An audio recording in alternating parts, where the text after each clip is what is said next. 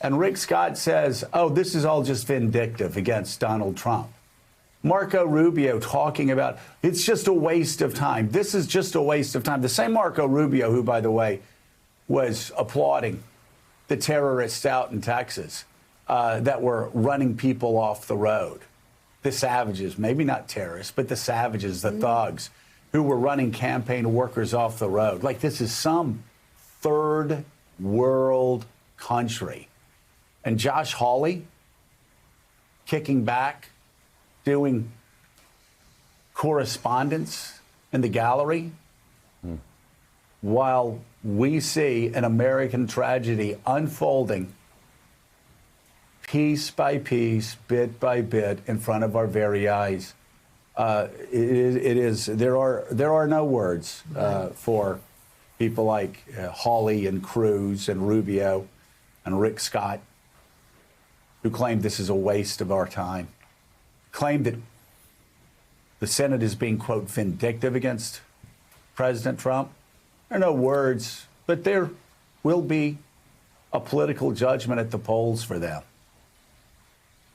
This ends really badly for the party that's already lost the White House, the Senate, and the House of Representatives.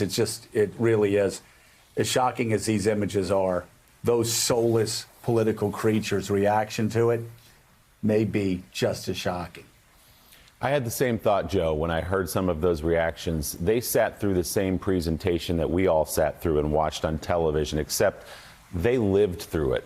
This called up memories for many of them. It showed them new video that perhaps they didn't realize how close they were to being in the line of these terrorists who stormed the building. And yet, as you said, many of them came out and effectively shrugged their shoulders at what they saw.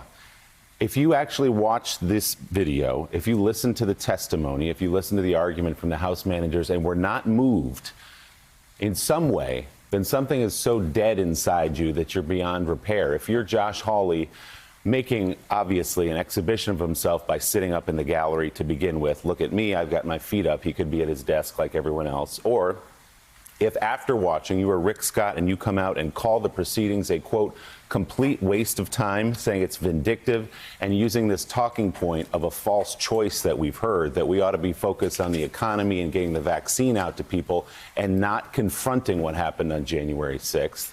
If you are Lindsey Graham, who came out last night and said the presentation by House managers was, quote, offensive and absurd. He wasn't offended by what he saw in the video. He was offended by the presentation of the video from House managers. That's a tweet and a quote from Lindsey Graham. Offensive and absurd. You can't watch that presentation yesterday and not understand how close we were to something absolutely catastrophic for this country. You just can't. It's in the video. It's in new video we saw. You can't watch the video and not understand that Mitt Romney, the former nominee for president for the Republican Party, if not for Officer Eugene Goodman getting him to turn around, may not be here today. Here's that video. They killed a cop, right? So they killed someone they profess to support, Blue Lives Matter. What would they have done to the people they'd hate? People like Mitt Romney, who they'd been told was standing in the way of Donald Trump remaining in the White House. What would they have done if they'd found all those people? Thank God for those police.